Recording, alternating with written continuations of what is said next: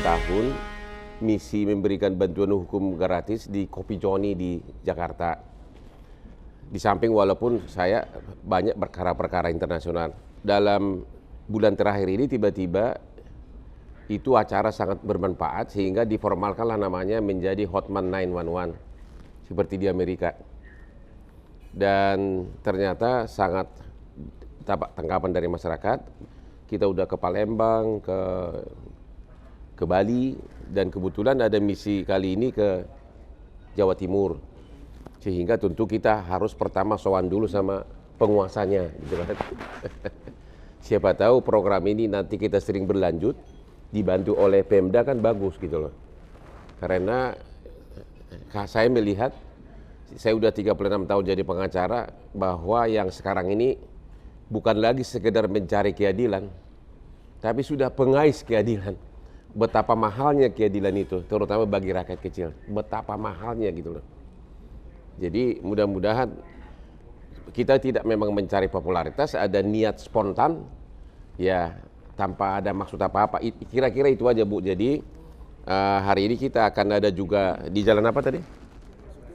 Basuki Rahmat, ya.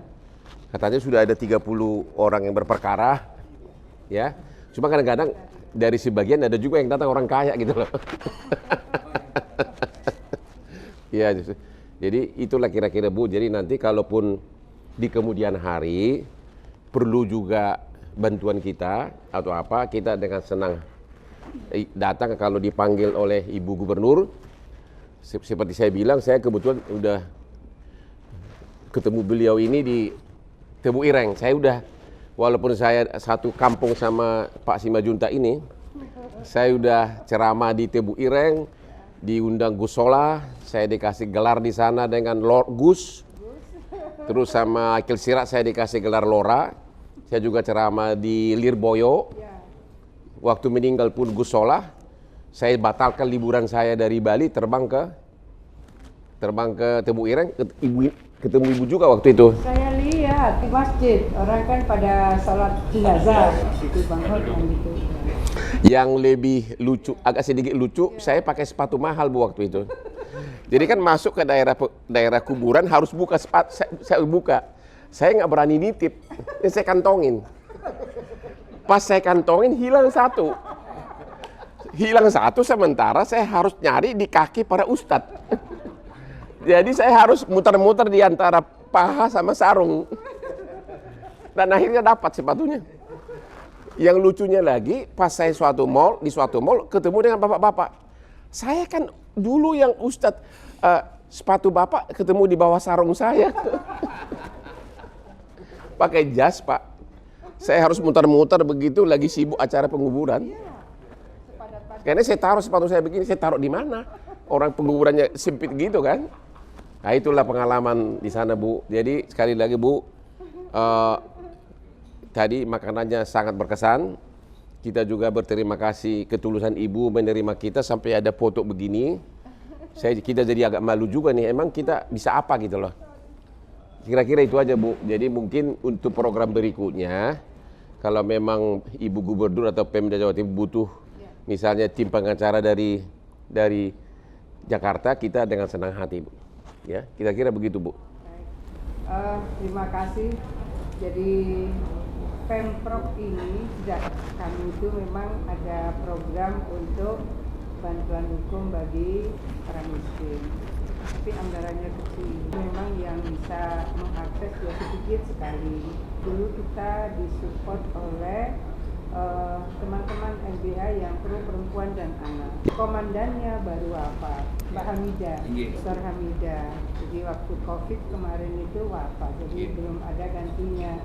Hanya kita berharap sangat untuk kan pencari perlindungan hukum itu perempuan banyak vulnerable group lah.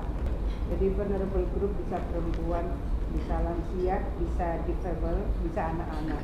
Nah kelompok-kelompok vulnerable group itu sebetulnya kita pernah MOU Pak Him waktu itu ya, Pak Him ya.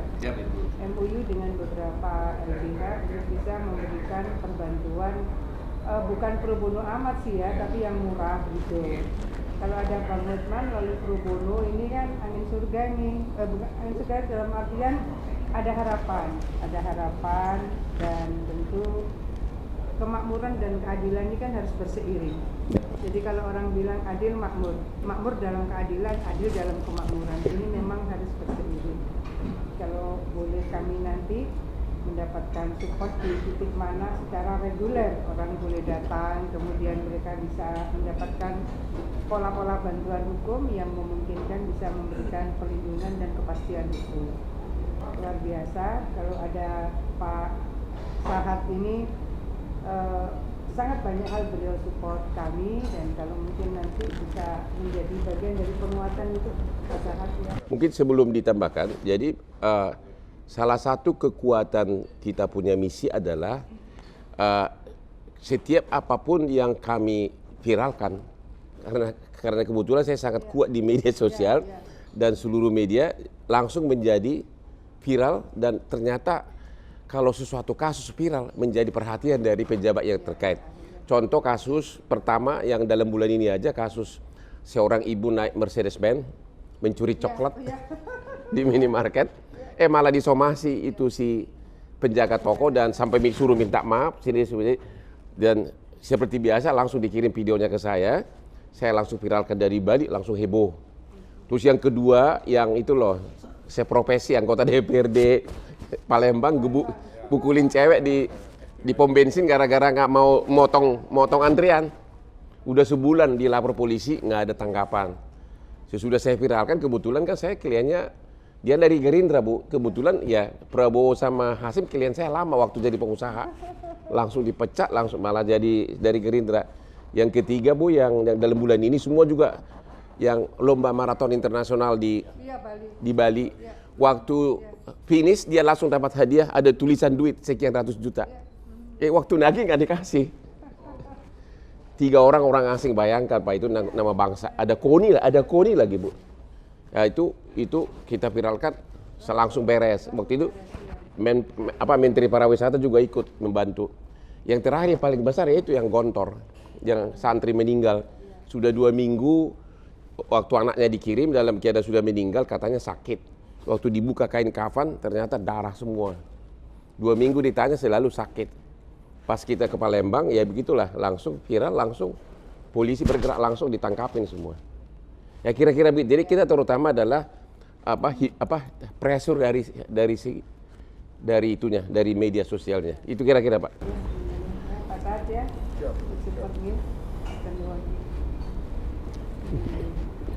Jadi kami melaporkan juga hari ini kami ke Jalan Basuki Rahmat, katanya sudah ada 30 warga di sana. Ya. Benar. Makanya tadi saya pernah hampir pingsan di Bali, Bu. Satu kasus kan bisa 30 menit, kalau 50 orang harus. Tapi ya harus ada yang berkorban, nggak bisa semua diladeni. Tapi satu yang paling besar nanti yang kasus di Manado. Kita udah terbangkan dari Manado. Yang anak putrinya umur 10 tahun, katanya diperkosa, terus penggegar otak, terus waktu dia masih hidup di rumah sakit, bisa sebutkan nama pelakunya siapa. Dan makanya pertanyaan, seorang anak kecil apa mungkin bohong? Nah, tapi sampai sekarang belum ada tersangka. Yang kemarin juga ada, sesudah kita viralkan juga yang satu anak perempuan umur 12 diperkosa, 4 anak kecil yang memperkosa di Kebun Kota Jakarta Utara. Anak kecil 4 orang. Sementara undang-undang kita mengatakan umur 12 tahun ke bawah tidak boleh diadili, tidak boleh dipenjara. Tapi kelakuannya melebihi 12. Nah itu baru-baru ini nih. Kemarin kita ke Polres Jakarta Utara. Benar-benar diperkosa pulang dari sekolah. Terus yang di Medan juga. Di Medan juga. Dari mulai tukang sapu diduga ya, sampai semua. Benar-benar. Jadi kita mau fokuskan ke kekuatan medianya untuk menghimbau terutama. Gitu loh. Tidak ada maksud untuk mau cari popularitas lagi, ya kebetulan secara otomatis mengalir, mau bantu gitu loh. Mudah-mudahan berguna, dan memang sudah banyak berguna. Di Kopi Joni itu udah ratusan, Pak. Di Kopi Joni itu waktu sebelum corona, Bu, kayak pemain bola, kayak nonton bola, sampai ambil kupon. Nangis kita melihatnya apa? Karena apa? Hampir semuanya orang yang tidak sanggup menyewa pengacara. Hampir semuanya, Pak. Dan paling banyak itu perkara KDRT, kepolisian, gitu. Pokoknya semuanya adalah orang-orang yang memang ekonomi sangat lemah, berhadapan dengan lawan-lawan yang mampu sewa pengacara mahal. Isak tangis setiap hari begitu. Akhirnya saya jadi mikir nih Pak, lama-lama gue jadi pindah profesi murni bantu, tapi di satu pihak sebagai pengacara duitnya masih enak gitu loh. Itu aja Bu kira-kira Bu. Jadi kita nggak bisa lama-lama karena bisa sampai malam di sana. Dan sekali lagi terima kasih banyak atas keramah-tamahan Ibu dan juga Bapak-bapak, Pak Sekda, Pak DPRD, Ketua atau Wakilnya? Wakil Ketua dan Bapak-bapak pejabat lainnya, rekan yang ya semua. Terima kasih banyak Bu. Kalau ada kekurangan mohon maaf Bu. Terima kasih. Dan kita menunggu Bu. Saya udah bilang tadi, beliau tadi cerita ada pesantren yang hebat. Karena saya mengusulkan ke Lirboyo dulu, ya. Saya pernah ceramah di sana diundang agar jangan murni hanya agama tok, harus masa depan anak ini kan perlu. Ada fakultas hukumnya, tapi hanya fokus ke agama gitu loh. Kenapa enggak jurusan lain gitu lah. Nah mungkin itu ide seperti itu perlu agar toh kan masa depan anak ini kan perlu luas gitu. Ya. Kalau di sana sih Bang ya, tiap tahun itu undangan ITB juga banyak, Banyak ya? undangan UI juga banyak, IPB, ITB, UI. Oh, Apalagi UNER ITS. Banyak undangannya. banyak ya? Kalau dia tidak dapat undangan, dia nggak boleh keluar pondok sampai ikut ujian. Oh. Kalau ujian SNMPTN belum dapat, tidak boleh keluar, ikut ujian mandiri. Itu mengantarkannya itu sampai final gitu. Jadi hampir 70% kebetulan di negeri. Jadi kalau misalnya nanti Bang Osman bisa berkenan, saya antar. Dengan senang hati Bu. Iya. Dengan senang hati Bu. Ya. Dan kalau Ibu ke Jakarta juga kasih tahu biar saya yang jemput ke bandara Bu. Masih susah. Oke, kami pamit dulu Bu. Terima kasih banyak ya. Terima kasih semuanya. Ya, kami ya.